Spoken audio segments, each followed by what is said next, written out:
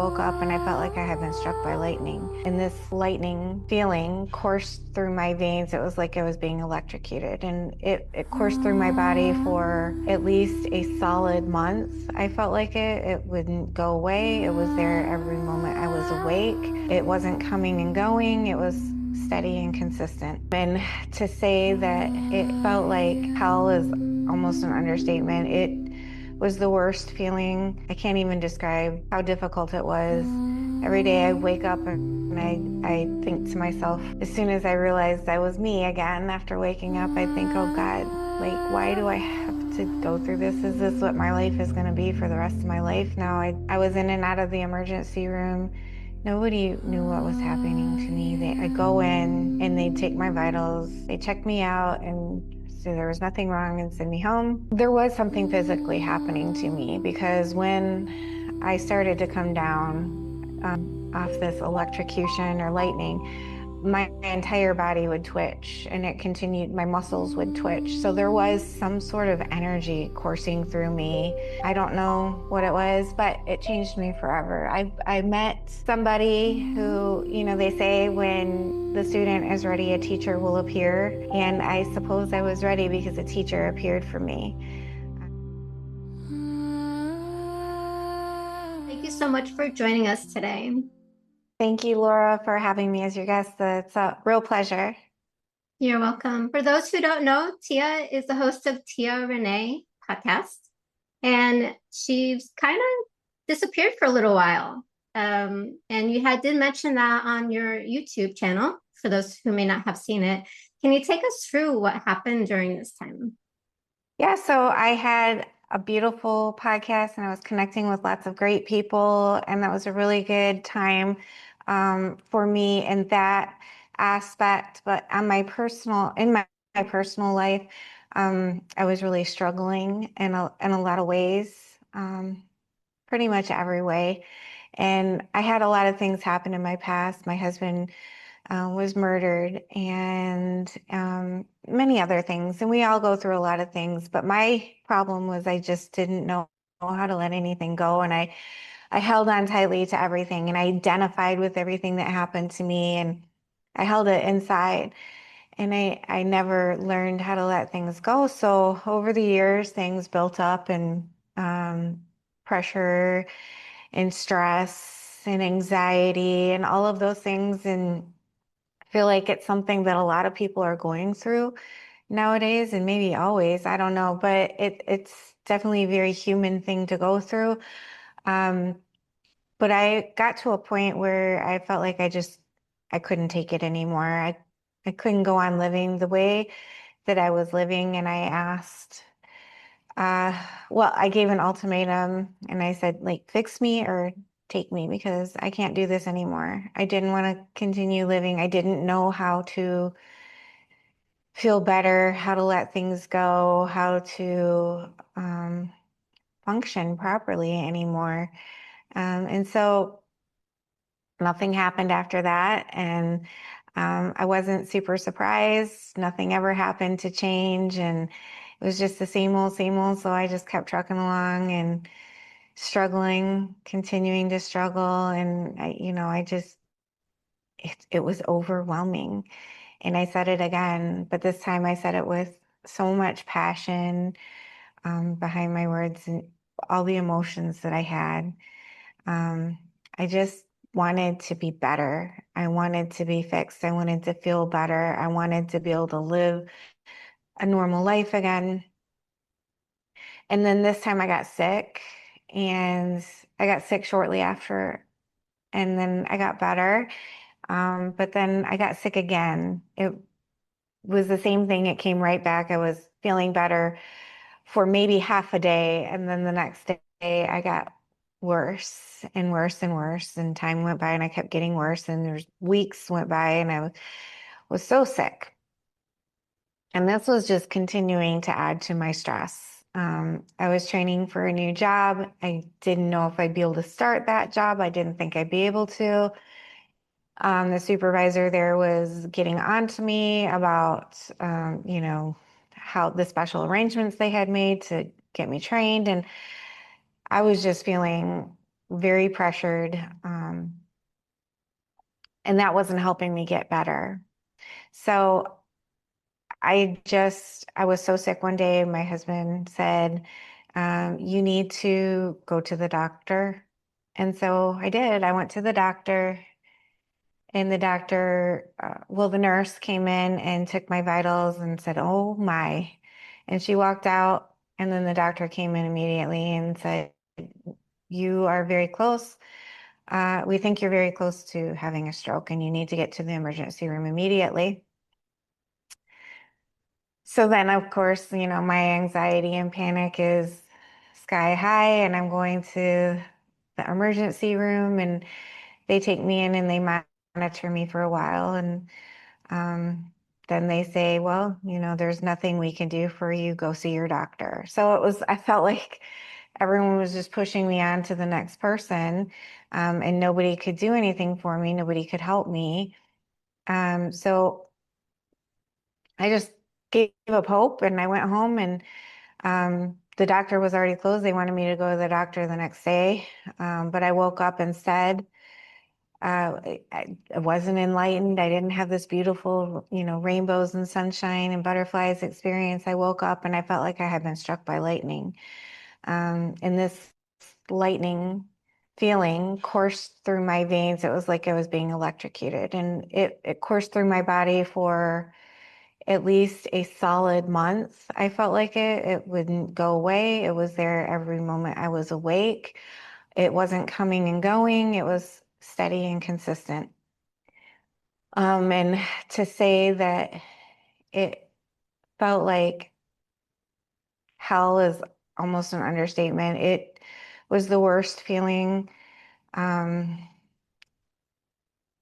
I can't even describe how difficult it was. Every day I wake up and I think to myself, as soon as I realized I was me again after waking up, I think, oh God, like, why do I have to go through this? Is this what my life is going to be for the rest of my life? Now I was in and out of the emergency room. Nobody knew what was happening to me. I go in and they take my vitals. They check me out and so there was nothing wrong and send me home. There was something physically happening to me because when I started to come down off this electrocution or lightning, my entire body would twitch and it continued, my muscles would twitch. So there was some sort of energy coursing through me. I don't know what it was, but it changed me forever. I met somebody who, they say when the student is ready, a teacher will appear. And I suppose I was ready because a teacher appeared for me. Um, when I was hopeless, the medical community couldn't do anything for me. I didn't know what to do for myself. Any bit of research, there was no answers. Um, but then a wonderful man came into my life, and he was a Buddhist monk. I'm not a Buddhist. Um, through the grace of God, I met him, and he taught me what was happening and how to move through it, and how to heal and become better. He taught me how to heal myself. And then as I was healing myself, this continued. The healing process was not, like a week. It many, many months. The whole process was about a year. And I'm still healing in ways. Um, but he taught me how to heal myself. And in that process of healing myself, it was like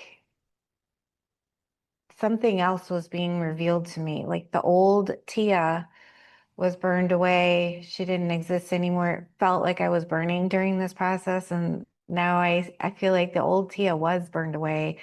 Um, I wasn't able to eat. I lost 60 pounds. Um, I am a completely different person now. I don't even think the same way as I thought before. And ultimately it happened. What came from it was, good. But I would have never thought it when I was going through it.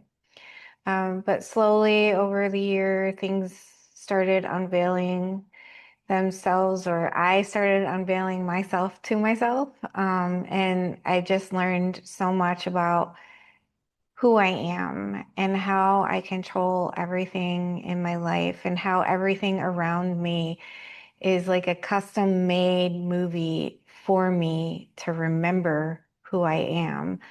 It's hard to describe in words, but I'm not in the same place as I was, and I could never go back. And it's hard to say that I would go through it again because it was so incredibly difficult. But if given the choice, knowing what I know now, I would have no other choice but to decide to go through it again because there was no other way of living. I didn't have a choice. I was at my wit's end before, and now my entire life has changed. Like I said, I lost 60 pounds. I eat differently. I take better care of myself. I have an amazing, better job. I was struggling financially back then. I live in a different state, in a whole different state of mind as well. So everything's changed. And then here I am today. Thank you for sharing that. Yeah, things like that definitely change who we are. Um, and it's interesting how the teachers they do show up, when we're ready. I went through my spiritual awakening. Those who follow my channel, they know I had the spiritual awakenings and things like that. And it's funny because like once when I was going through my dark night of the soul, which kicked it off, everything kind of similar, I guess, maybe with you, but I'm totally different. Um, and yeah, the teachers showed up and I lived on a mountain and I'm like, okay, and the only way they got to me was through social media, Facebook. And that was the first time I even opened up like social media. They taught me meditation, yoga, things like that, and helped me, walk through the door, and then it progressed from there. So it's really interesting how the teachers show up and, they weren't specifically Buddhist, but they taught Buddhist practice. So it was interesting. Um, Now with the Buddhists, where did you meet this person? Was it just like just you walked by them? How did you chance by meeting them? It was a phone call, out of the blue. So it was completely, um, not expected, unexpected. So it was very interesting in the way that it conspired. Yeah, beautiful. Now, would you mind sharing what they told you was going on with you? So everybody goes through unique situations, and what I went through was totally different than what other people would go through, what you went through.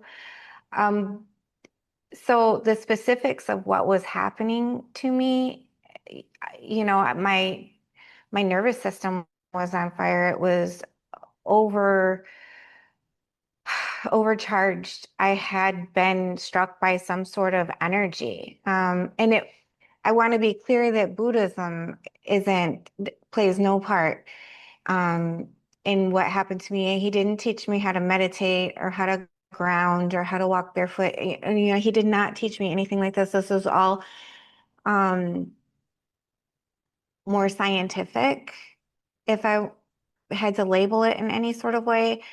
So he was a Buddhist monk, but his Buddhism isn't what saved me. It was just his humanity and his caring and his patience. So the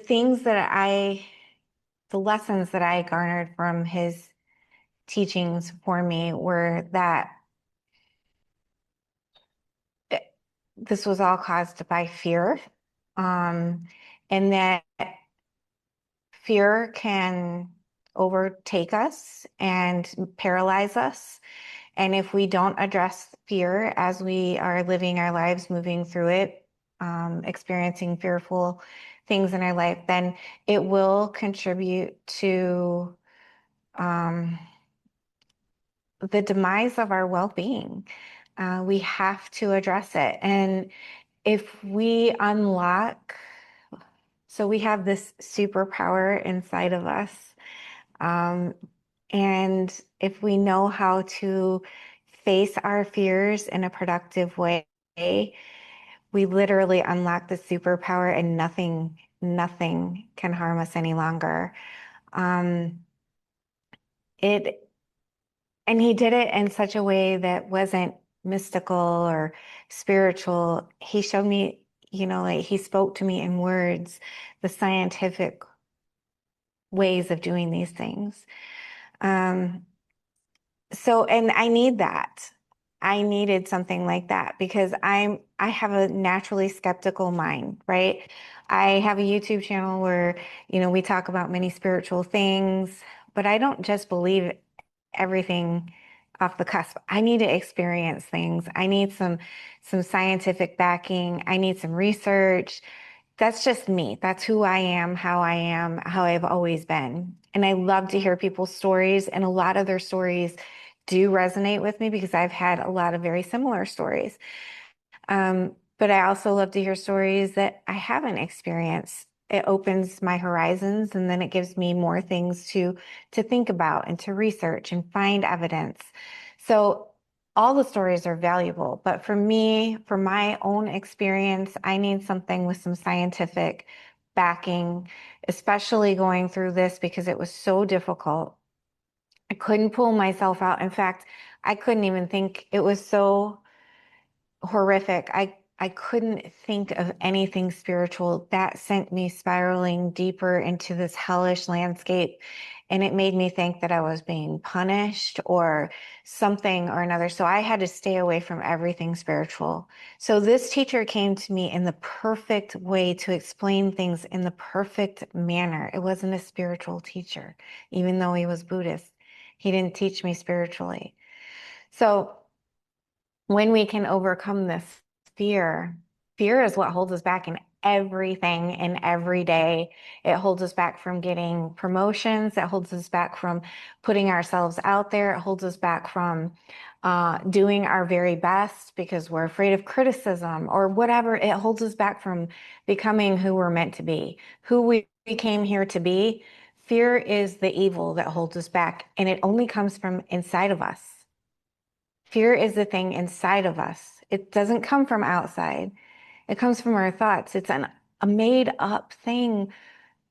It has no holding in the real world. It has nothing. It doesn't mean anything. We make it up and then we believe it. And he showed me all these things and he showed me how to overcome it. So then when you learn how to overcome your fear, you become limitless. You become unstoppable. I'm serious. It's like a superpower. It's amazing.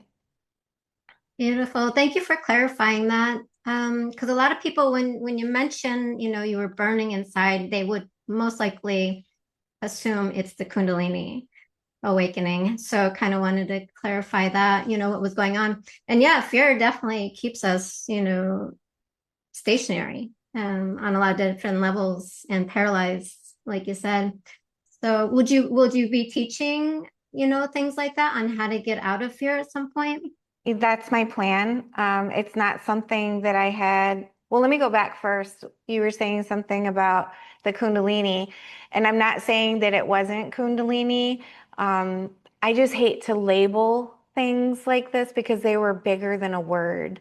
And for me, words are just these small, tiny little boxes that we try to describe things that happen in this realm or in our minds or in these experiences, but words just do not do the experiences justice. So I just want to clarify as well that it's not that I don't believe that it was Kundalini. I just think just the syllables are not enough to describe. There's no words to describe it. But yes, I do plan to um, talk more about what happened and the lessons that I learned and how I'm living my life now, and hoping that that can save some people from going through the trials and tribulations that I went through. I would never want anyone to ever have to go through what I did. However, I do understand that sometimes that's what it takes to get to the place that I'm at. I think there's a better way. I think there's a better path. And, it's not too different than what a lot of other spiritual teachers talk about, but maybe I'll say it in a different way that clicks with someone that, those other teachings aren't clicking with. Because for me, that's what it was. I was listening to spiritual teachings, but they just weren't clicking for me. I just felt like I couldn't grasp them. I couldn't understand. I couldn't get to where they were talking about. Um, so maybe, hopefully, I'm hoping that I can say it in a way that clicks for some people, and then they can run with it, grab a hold of Mhm. it, and it can change their life. Because, like I said, I don't want people to have to go through what I went through. And if there is another path, um, and I will be discussing all that on my channel. Yeah. Yeah. And that would be awesome, because a lot of people would need that, And I love that the teachers show up in the way they need to show up and, for everybody, everybody's experience is different. Mine was, that's who I needed and that's what I needed for my journey. And, what you got from your teacher was what you needed, And so you're going to be able to bring other things. And this is what my guides tell me all the time too, is, how you show up is what the person needs in that moment, and how you share your experiences. And, that's the same for you. And that would be, amazing and beautiful, to do that. So thank you. Thank you. Yeah, thank you. You're welcome. Now, you did say you asked God to fix you. Do you think that was what was the start of all that, or where does that come into 100%. play? Yeah, 100%. And I didn't even think about it while it was happening. While I was in those very intense moments, I didn't even think, wait a minute, I asked for this. Until later, until I started to heal, I thought back and I was like, why did this happen to me? I started to examine my life, and um, I remembered what I said. I said those requests or ultimatums twice within 2 weeks. And I think that was the answer. And that was the only way that I could be reached, that I could receive the lesson. I was probably being shown other things, and my eyes just weren't open to them. And so I had to be struck down because I just wasn't open enough. Um, but now I know to be open, and I see every day as like a custom made landscape for me. Every music, every sound, every like the music that's playing when you go to the store, or the clouds in the sky, the weather, the people that I meet, that I interact with, just absolutely everything, the smells that I smell, everything is custom made for me for that moment, to help me continue realizing who I truly am. And you just have to be open to it. And that's another thing that I want to help people realize too, is that their everyday custom moments are there to help them open their eyes as well. Mm-hmm. Yeah, beautiful. Yeah, and like that kind of brings me, I was just thinking as you're talking, I'm like, yeah, I remember my guides telling me one time, because I counsel people with addictions for about 2 years. And, my guys were like, sometimes they have to reach rock bottom. Your talking is not always going to bring the awareness, at some point it will, but sometimes, people have to reach the rock bottom and they have to go through the things that they're going through, like kind of like what you were saying. So that's, yeah, definitely interesting. Um, and then with manifesting, because you learned a lot about manifesting, changing your whole life. If somebody, could you share a little bit about the manifesting? So I realized that manifesting, all the manifesting that we're taught, is not the whole truth. I would try to manifest, nothing ever happened. I think that's what people talk about. Like, I can't do it. I can't manifest. And I don't even like the word manifesting, because it's not manifesting. It's letting the world unfold the way that it's supposed to, without you fighting it. And then amazing miracles happen. the world, God, the universe, whatever you want to call it, unity, your a higher self, whatever word you use to label this creator consciousness of the universe, it's working constantly to create all the things that you want to happen. We get in the way and we don't allow these things to happen. And we're one with this creator consciousness. Don't get me wrong. We are this creator consciousness. It's our thoughts, those fearful thoughts, those thoughts that I'm not worthy. If we can step away from just those thoughts, the universe already knows what we need and the things will happen. We don't have to manifest anything. We just have to allow it to happen by stepping away and allowing, by not continuing to. Our self-esteem, sometimes I feel our self-esteem is so low, we don't feel we deserve the things that we want or that we need. We sometimes feel like we deserve to be treated bad or we deserve this or that. And that's getting in the way of the wonderful things happening. So just stepping out of the way, learning how to move ourselves, and then the things just unfold for us naturally. Trust, that's the key, trust. So there's a saying that I really, really love. I don't affiliate with any organized religion. I was born and raised Christian, and I'm not against any organized religion. I think that it's wonderful that people can find comfort and solace however they can. But I do appreciate some sayings that are affiliated with religions, and one is let go and let God. Just let go. Stop trying to hold on and control. Just let go and let God and watch what happens.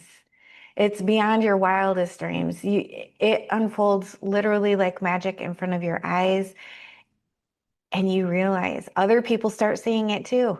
And they start saying, well, if you can manifest this, then why don't you manifest that? And they start trying to test you. But it's not about trying to manifest anything in particular. It's about letting the life that you're supposed to live in your best interest to help you learn the things that you need to learn unfold naturally without your struggle. Simple as that. Mm-hmm.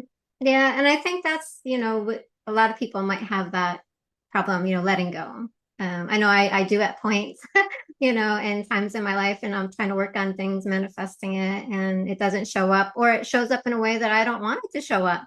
I've had that experience too, where I'm like, okay, I'm gonna be able to go and do this and this, and it manifests, right? I get it, and then something's wrong with it, and I'm like, is my manifesting broken? There's something wrong with my manifestations. So yeah, I've heard a lot of people talk about that too. Like it doesn't show up or they're stuck, and I think with, like the whole manifestation, people talk about it, but, and then there's like people want instant manifestations and they think it's going to happen automatically and right now and in the moment. And it does take time, and I had to get out of that perception, that it does take time for things to manifest, it's not an immediate gratification, So I think there's a Well, lot of misconceptions about the topic manifestations in the world. it can happen very quickly, and it does happen very quickly. It's just all to the degree of how practiced you are on stepping away from the situation. When opportunities arise and you move through the opportunities, like say a job interview, you go to the job interview and you do your very best, you prepare. You don't just expect, well, God wants this for me, so I can just bomb it and do whatever. You still have to show up and be your best, right? For these things to happen. That's part of you getting out of the way, right? You show up, you do your best, and then God's gonna, or the universe, or whatever, your higher self is gonna make these things happen for you. But you have to show that you want these things. So you go to the job interview well prepared, and you put on a impressive session, Q&A session with the interviewer, and things go really well. And then when you say goodbye and you leave it in the past and you let it go. You don't hem and haw, you don't keep thinking, you don't check your phone 20 times a day, you don't check your emails.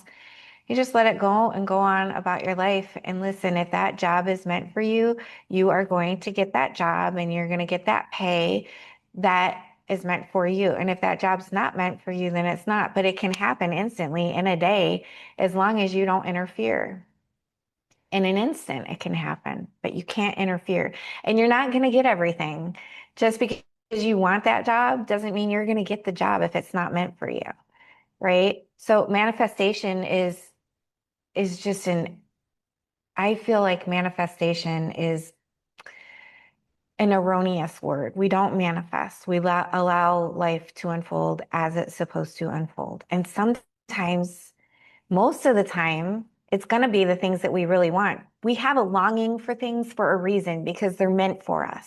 We want things because we know, and there's no such thing as time, right? Everyone's heard that.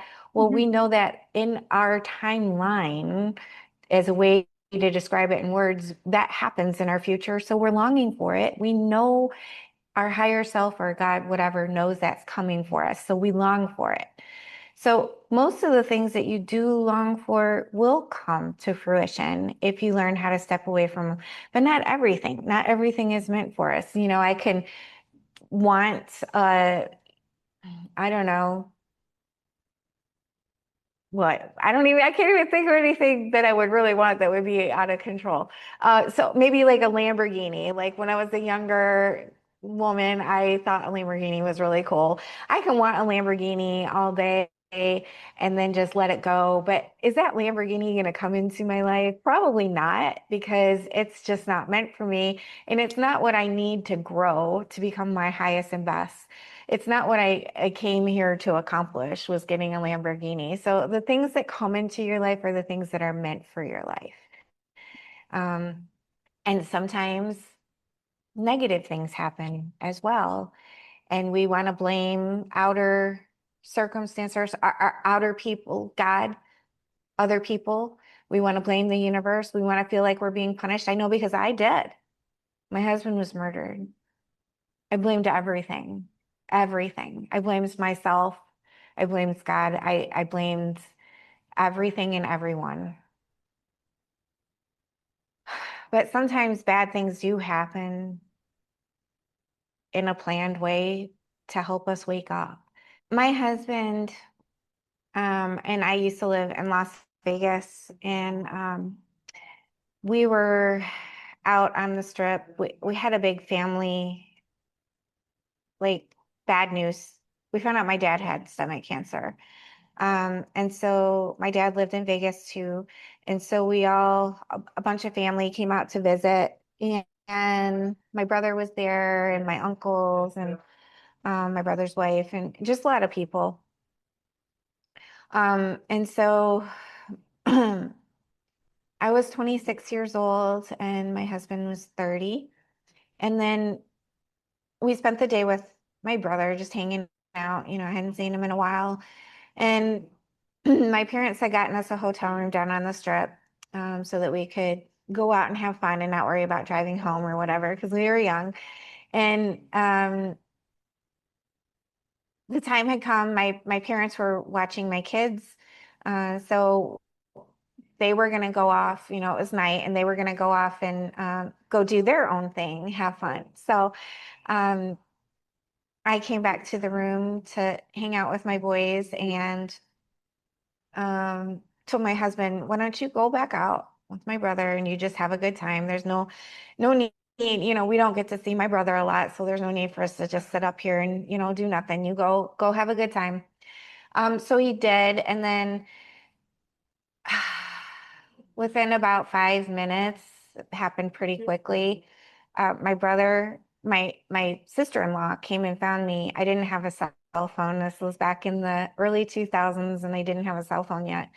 But she did, and she came and found me, and she said that my brother was on the phone, that my husband had been hurt, and I needed to go immediately, and that she would watch my voice for me. So I ran across the street to the casino across the street, and I found my brother, and he was telling me what happened, and he wasn't sure if my husband was okay. I kept asking him, is he okay? And he couldn't answer. I don't know, is what he said. And I thought maybe he hurt his hand, not like anything serious. So it wasn't, I just couldn't understand why he couldn't tell me that he was okay. Of course he's okay, right? Like, of course. Like he broke his pinky finger or something, right? So there was an ambulance off in the distance. Anyways, I don't need to go into all the full details, but I'll go straight to the shared death experience. It was a long, very difficult 5 days. He was on life support, and during that time, I was laying on the couch with, well, at my brother-in-law's house. My husband had a million friends. He was one of the friendliest and nicest people that you've ever known. And we had just moved to Vegas from Georgia, and all his friends flew out. So I was surrounded by really good people. And I was just laying on the couch, and there was all his friends around, and I started to feel funny. Actually, I wasn't laying yet, so I laid down because I started to feel funny. So I was watching TV, and I remember it sounded echoey. And then my vision started to narrow until it was just like this little circle, and all I could see was just the guy's face on the TV screen. And I told my brother-in-law, I said, I think I'm dying. I think I'm going to have a heart attack. And he said, okay, he called his mom. She said, lay down, put your feet up. So I did, but everything just continued. It was like I was losing control. And then I would flash in and out of my consciousness and a different consciousness. And in this different consciousness, I was laying in a hospital bed.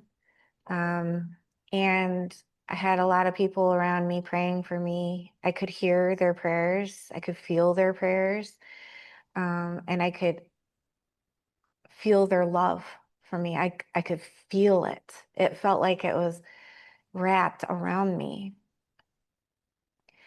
And I would flash. It was like flickering, like a candle flickers so quickly that it's almost at the same time. I was flashing between these two consciousnesses. And so then I started to believe that I was the one in the hospital bed that people were praying for, and that maybe the one on me on the couch was a dream, and that one wasn't real. Um, so it was just very odd. That was what happened. And I had never even heard of a near-death experience at that point in my life. I was introduced to near-death experiences by Dr. Moody's book after my husband died. Before he died, this was when he was still alive. I never heard of it. I didn't know anything about it. So shared death experience was even further from my consciousness. I didn't even learn about those until a few years ago. And he's been gone for decades. So the next day when I went to the whole hospital, the room just felt different. Um, it didn't feel like he was even there anymore. His body literally seemed like just a shell. And I feel like maybe that was the point where he was leaving, that he wanted to share that with me. Somehow he reached out to me through space and time and shared that he was leaving. I don't know. Or that he was there. He knew he was loved, and he loved me. I don't know.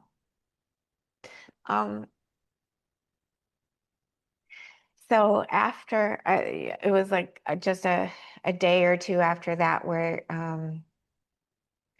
I was kind of told that I needed to make the decision to let him go because he was gone after that.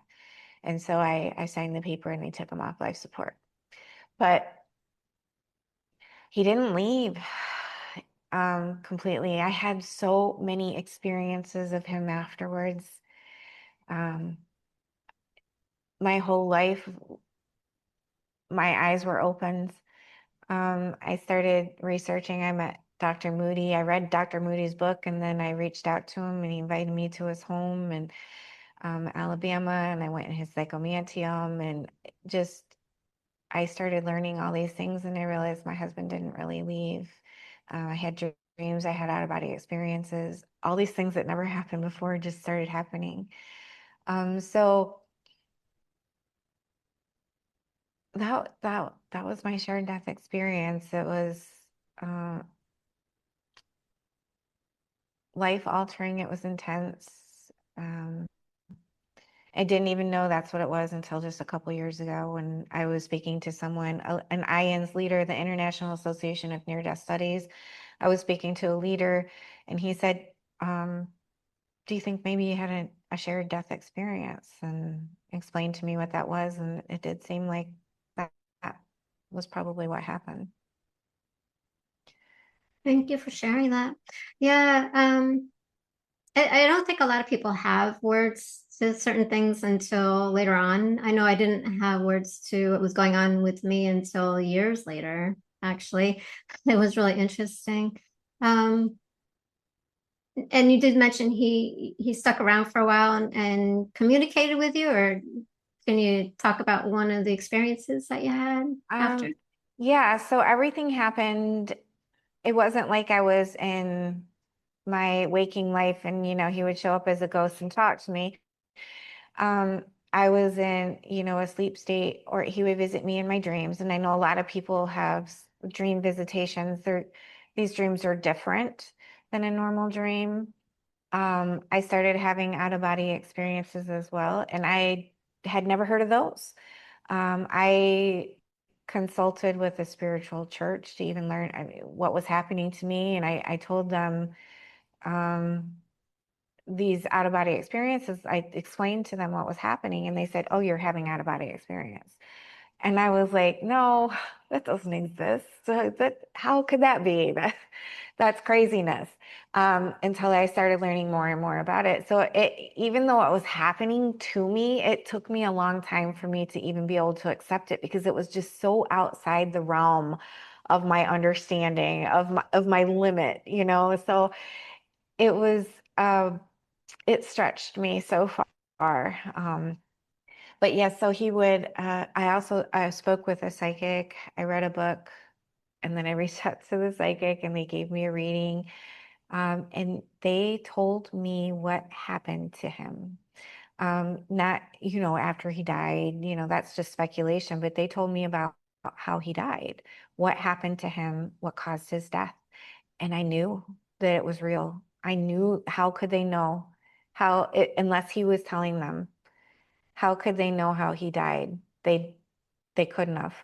Um,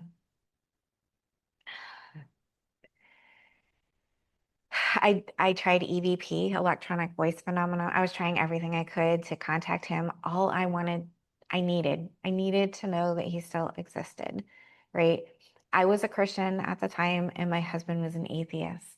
And I was scared to death that he either went to hell or poofed up into oblivion and didn't exist anymore. I needed to know that I was going to see him again, that he wasn't suffering, that he was still with us, or, like he still existed, that he still existed.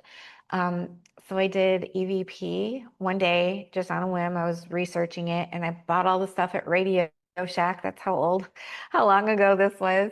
But I was on my way to work and I had about 10 minutes before I absolutely had to walk out the door. So I said, no time like the present. I'm just going to see if I can do this EVP right now. So I did like a real quick session.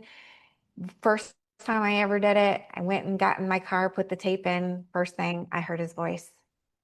very first question that I asked, I heard his voice. And I was so excited. I played it for his entire family. They probably thought I was a kook, but they heard his voice too, right? I played it for strangers. I played it for all my friends. I played it for everyone. Everyone probably thought I was just going crazy. But there was a voice on that tape. It sounded like his. And his brothers heard it and said, everybody heard it, but his brothers said it sounded like him too. And who would know better than his brothers? I played it for my parents. My parents even had an intervention for me with their church and said that I needed to stop having out-of-body experiences because it wasn't healthy. And it wasn't something I was trying to do. It was happening to me. I wasn't trying to make it happen. I didn't even know what it was. But just so many things were happening, and I was getting so many beautiful communications from him. It didn't help. It didn't help me move through my mourning faster. I mourned way longer than I probably should have. And still, you saw that it made me teary just to think about him being in the hospital again. I'll never get over what happened to him. He was a very good person, and he was a very good husband and father, and he didn't deserve to die in the way that he did. Mm-hmm. But, Yeah. but, that's where I am. That's what started my journey to here now. Yeah. Yeah. And, I think, and, from talking to a lot of people, once you have one spiritual experiences, other things follow. It's not that, like you said, we're not really trying to have them, they just happen.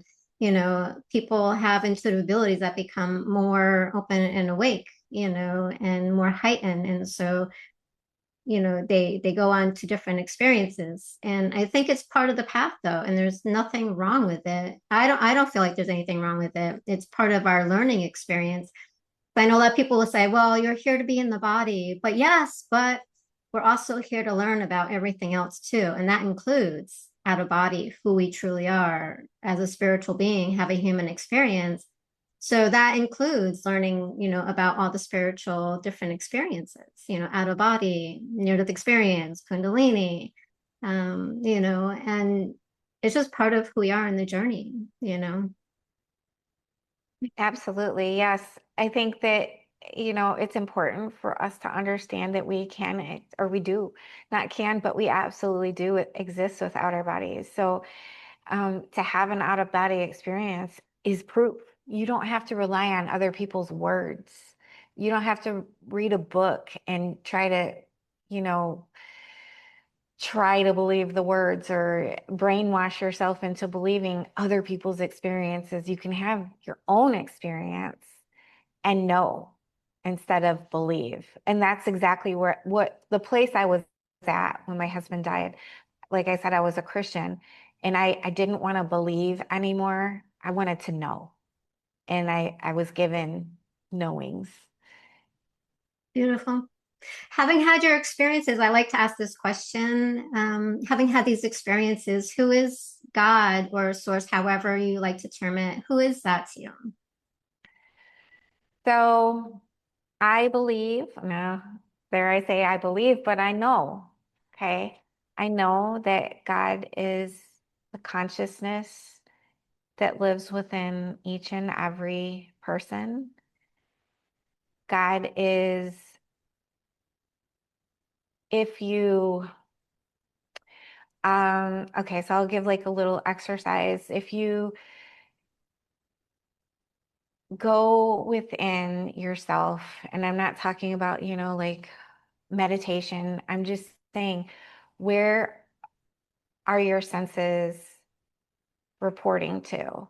Or what are your senses reporting to? There's something there that's just watching it all. And this thing that's been there your whole life, it's been calling to you for your whole life. And everything you've ever heard or smelled or tasted or felt or experienced in any way, shape, or form is this consciousness calling to you to remind you how powerful you are. And you can know this consciousness, you can feel this consciousness, you can be this consciousness when you go into and you find what's being reported to, all the senses are reporting to this consciousness, and you can feel it. I'm not very well versed at explaining it because I've never done it before yet. I'm going to make a lot of videos on my channel to try to explain it, but it is inside there. It is the presence that is you. It's never changed since you were a child. Someone that I love very, very much passed away shortly after my husband, 4 years, which is shortly to me. And it was another very devastating blow to my family and I. And shortly before they died, they told me they found this thing that we used to talk about it, the God consciousness that lives within, and they were adamant that it didn't exist. They were very, very Christian. And they didn't talk about that in the Bible. It didn't exist. It was blasphemy. And one day, a couple weeks before he died, he said he found it. He said there was this place where this consciousness inside him that's never changed since he was a little boy. And he found it. And I said, that's what I've been telling you about. And, it wasn't like kudos to me or anything like that, because I've only heard of it. Like, I never experienced it myself. I've only heard of it, right? And I was trying to find that consciousness myself. And now I found it. Now I live in that consciousness. But back then, I was just so happy to hear that he found that consciousness, because I felt like that was a gift to help him cross over in an easier way, with less fear, with more confidence. This consciousness doesn't stop existing ever. And you can find proof. And, I'll go over all the proof on my own channel. There's so much to talk about. I don't have time to talk about all of it right now, but there's proof that this consciousness doesn't stop existing. And there's proof that this consciousness is you. Um, and I'm going to do my very best to help people find that consciousness. Beautiful. Thank you. And speaking of your podcasts, where can people find your podcast? So I'm just on YouTube. And if you just look up Tia Renee, TIA space RENEE, that's my YouTube channel. And I started my YouTube channel. I didn't speak on it really. I was interviewing people like you do as well. I didn't ever have videos where I just got on and spoke. But I have a lot of really super great videos on there of interviews that I've done, or just people telling their experiences from, alien encounters, mostly near-death experiences though, because that was really what started my path, my spiritual path. But from A to B, all kinds of, or A to Z, just a plethora of amazing experiences that help us to expand our minds and realize that we're not taught everything, that there are things going on in reality that maybe we didn't know about, and we can grow and learn from each other. Beautiful. Thank you, Tia, for joining us today and for sharing your experiences. Thank you so much for having me on. I really appreciate all that you're doing, Laura. Oh, you're welcome. Thank you.